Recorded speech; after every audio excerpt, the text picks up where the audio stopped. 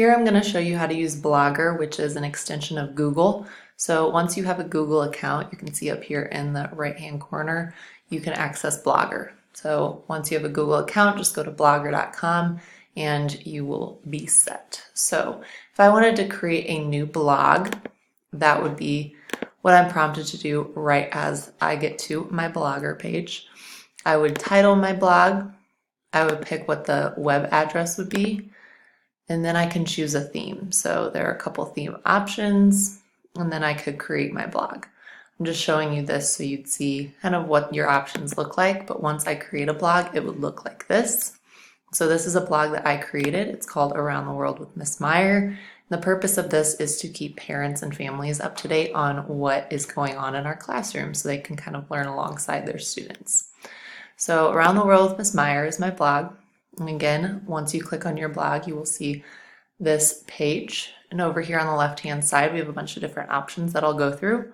The first and most important being the posts. So when you have a blog, each individual post is where you write and post media and pictures and things.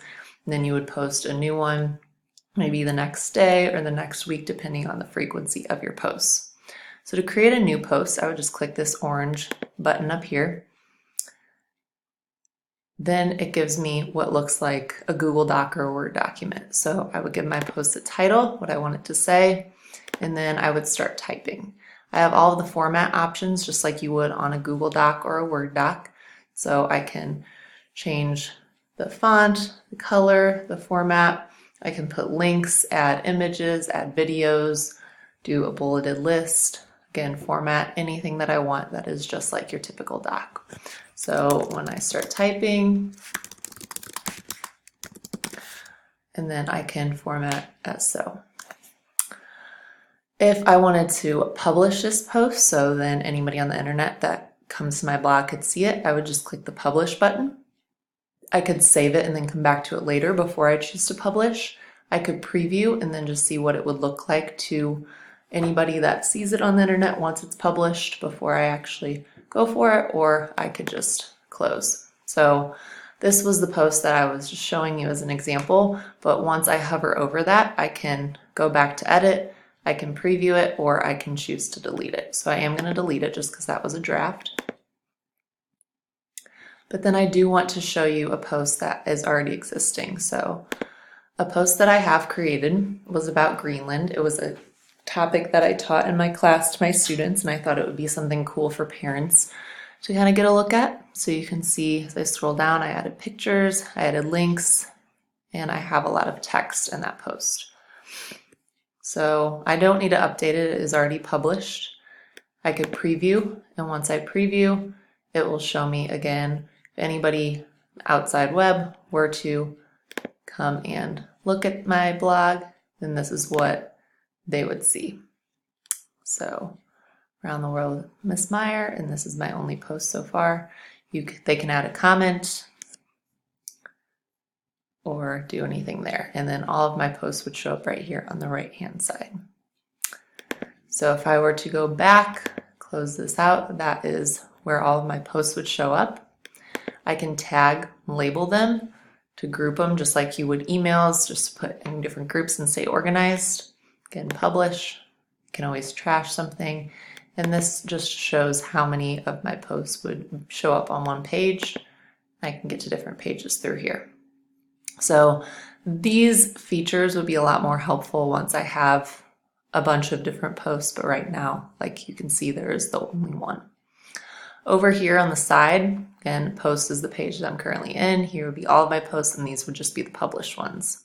If I go to stats, again, this would be a lot cooler and a lot more useful if I had several posts, but it shows you based on the entries where I've done them in the world, and then browsers, operating systems, and all of that. You can do that by now, day, week, month, or all time. So it's kind of cool just to see statistics on what's going on with the posts that you've made, how often I post, my entries, and all of that.